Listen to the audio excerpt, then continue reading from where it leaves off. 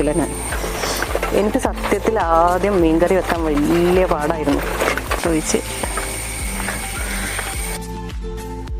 Social media use ചെയ്യുന്നവർക്കൊക്കെ നീള നമ്പ്യാരെ കുറിച്ച് അറിയായിരിക്കും. എങ്കിൽ അറിയാത്തവർക്ക് വേണ്ടിയിട്ട് പറയാം. അല്പവസ്ത്രധാരിയായിട്ട് വൈറലായിട്ടുള്ള ഒരു വ്യക്തിയാണ് നീള നമ്പ്യാർ. എങ്കിൽ നീള നമ്പ്യാർ എന്നല്ല അവരുടെ യഥാർത്ഥ പേര്, അസിയ എന്നാണ്.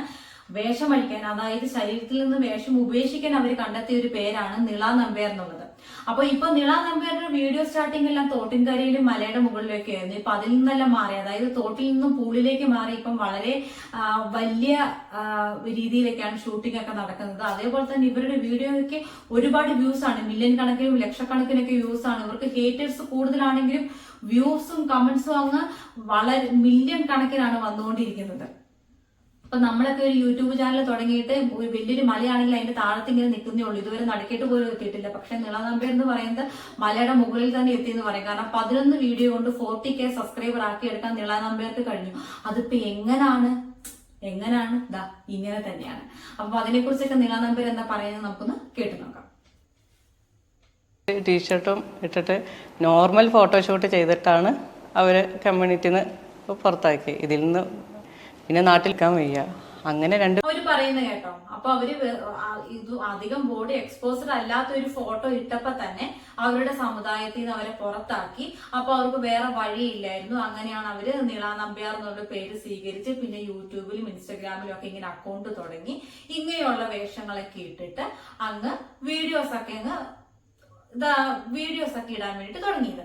അവരുടെ പ്രൊഫൈൽ അവർ കൊടുത്തിരുന്നത് ഹാപ്പിലി ഡിവോഴ്സ്ഡ് എന്നാണ്. അപ്പൊ ആങ്കർ അതിനെ കുറിച്ച് ചോദിക്കുന്നുണ്ട്, നിങ്ങൾ ഡിവോഴ്സ്ഡ് ആണോ എന്ന്. അപ്പൊ അവര് പറയുന്നുണ്ട്, അല്ല ഞാൻ മാരീഡ് ആണ്.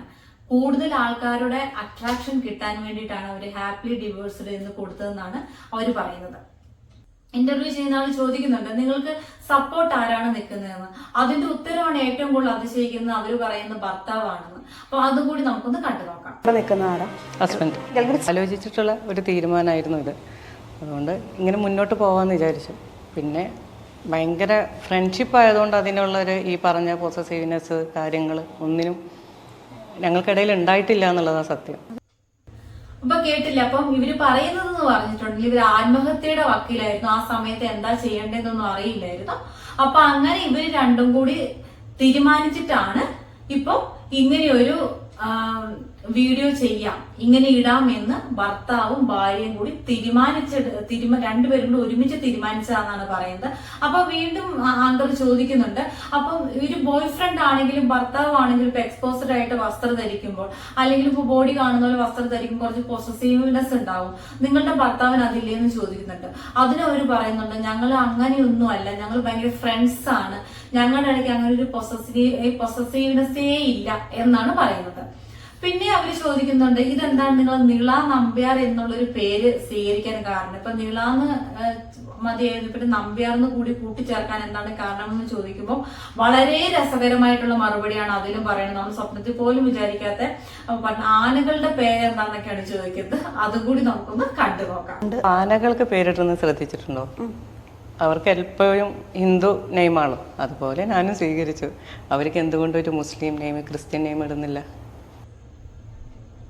ഇവര് പറഞ്ഞു സിനിമയിലൊക്കെ ശ്രമിച്ചു, പിന്നെ ഇങ്ങനെ ഓരോരോ ശ്രമങ്ങൾ നടത്തുമ്പോൾ എല്ലാവരും വേറെ പല ഉദ്ദേശത്തോടു കൂടിയിട്ടാണ് എന്നെ വിളിക്കുന്നത്, എന്നെ അതിനൊന്നും കിട്ടില്ല.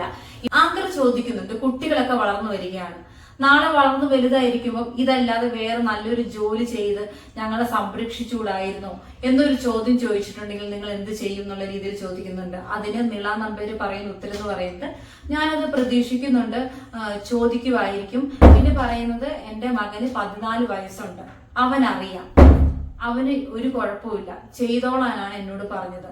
കാരണം ഞങ്ങൾ നല്ല ഫ്രണ്ട്സിനെ പോലെയാണ് എന്നാണ് നീള നമ്പ്യാർ ഇതിന് ഉത്തരമായിട്ട് കൊടുക്കുന്നത്. നീള തന്നെ സമ്മതിച്ചിട്ടുണ്ട്, ഇത് ഒരു മോശപ്പെട്ട കാര്യമാണ്, അതെനിക്ക് അറിയാം എന്നും സമ്മതിച്ചിട്ടുണ്ട്. പക്ഷെ കാശ് കിട്ടുന്നുണ്ടെങ്കിൽ ഇനിയും മുന്നോട്ട് പോകും എന്നും പറയുന്നുണ്ട്. അവരുടെ പേര് ആസിയ എന്നാണ്. വസ്ത്രം അഴിക്കാൻ വേണ്ടി അവർ ഹിന്ദുനാമം സ്വീകരിച്ചു, നീള നമ്പ്യാർ. അതെന്തിനാണ് എന്നുള്ളത് എനിക്ക് ഇപ്പോഴും മനസ്സിലാകുന്നില്ല.